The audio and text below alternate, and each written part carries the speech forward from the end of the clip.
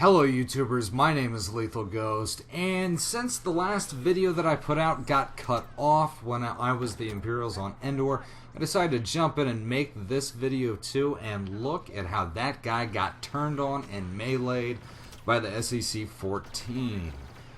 And guys, I'm going to tell you right now, throughout this round, I go complete ham and cheese on the Rebel team. It was a terrible day to be a Rebel, and I'm sure at the end of this round, a lot of them are going to be hoping they didn't even come into work today. And this is going to be a bit of an odd round because not too often do the Imperials do very well on Endor, of course, because look at that bright white armor. Of course, that's going to stick out among the brown trees and the green foliage of Endor. However, Endor is still one of my favorite maps to play, if not my favorite map for Walker Assault, and especially Supremacy, because they have the kind of the night version. I guess it's more of dusk, but it's like pseudo night for Supremacy, and you know, I really like that. Okay, so here we are, slowly but surely moving our way towards the uplink. I'm hoping that more of my teammates show up to help reinforce this lane, because that is what Walker Assault is all about whenever you are the Imperials, is pushing lanes, filling lanes, moving forward towards these uplinks. And my team came through, they got the one on the left, so I'm going over here to get this one over here on the right, which I think this one is significantly harder to get than the one on the left, just because this is up in the Treetop Village, and again, unless you have the black Shadow Trooper armor like my partner does, you're going to be kind of out of luck whenever it comes to it, because you will stick out like a sore thumb. And there's the hero token, and after mulling it over, I decide that I'm going to go ahead and pick it up. I was going to let someone else get it again. I don't go completely insane about the hero tokens. I don't see one every time I pick it up, but I was feeling confident enough right now to take out Boba Fett. This is one of my first matches of the day, if not my first match. Cannot remember entirely, but again, guys, this is where the ham and cheese comes in, and Boba Fett is making those sandwiches. As I said in my other video, Don't Throw a Fett, Boba Fett is still pretty good after the nerf, but of course I am extremely disappointed that they nerfed him in the first place. It's not because Boba Fett was OP, alright? I didn't think that Boba Fett was OP. I thought the other heroes were not as OP as they should have been.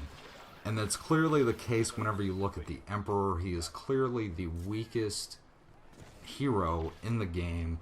You rarely see him used. Actually, you know, I do see him used a bit, especially on Endor. Which, you know, I guess if you're going to use the Emperor, Endor might be a good map for it. I'm not sure. I would think maybe Celeste, or at the very beginning, wherever you can get on the inside. I really think that that's where the Emperor is going to excel. And here we are. You're going to notice a couple times throughout this video that I have not gotten used to the Smart Rocket not locking on anymore, as I get a headshot with Boba Fett's flamethrower. But anyway, as I was saying, I am still not used to the auto lock on Boba Fett's wrist rocket being taken away. I'm really not used to that, and I don't really think that that was such a good idea to do on console. Of course, I don't, like I said, I don't agree with the nerf at all. I really think that they should have left Boba Fett where he was, but buffed all of the other heroes to put him on the same plane as Boba Fett. I am rarely in favor of nerfing anything whenever it's overperforming or too good or anything like that. The DL-44, again, yeah, that could have used a little bit of a nerf because that was too good. But honestly, for a hero, heroes are supposed to be overpowered. They're supposed to be really good. They're supposed to be really hard to kill. And I was just, again, I'm extremely disappointed with that.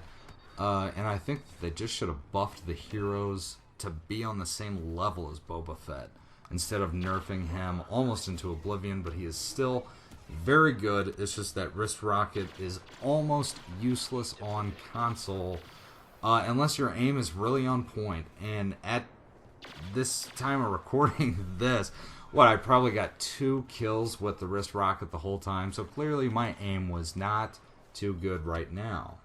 And right now I am really wanting to push up onto this uplink because look at how many Y-wings the rebels have locked in already. But you know, my teammates, they're rushing in, not checking their lanes, not checking their corners, and they're getting absolutely decimated as soon as they push forward. It needs to be a gradual push. Alright, it needs to be a gradual push, and you need to make sure that you're pushing somewhat evenly and you have lane control, so you take those crossfire lanes from them and you set them up for yourselves. I know it kind of sounds like giving birth when I'm talking about gradually pushing, but you know what? That's how painful it can be sometimes whenever you're playing with a team. My team was not bad. It was just at this point in the map, as I have complete tunnel vision on Leia, did not even see her honor guard until watching it back now, and almost got wrecked. Got a lot of damage done in a short amount of time. This is what I was talking about. My teammates fell apart around me. Don't have any here. I wasn't mindful enough of the minimap to notice that. I should have pulled back out farther, but I didn't. There we go with the puns again. And I finally get taken out by Lashif after a pretty good run with Boba Fett. And of course, we still lost because it's the Imperials on Endor. Most of the time, you're going to lose. That's it for today, guys. I hope you enjoyed. Thanks for hanging out. Thanks for watching. And as always, shoot straight, check your 6, and stay lethal.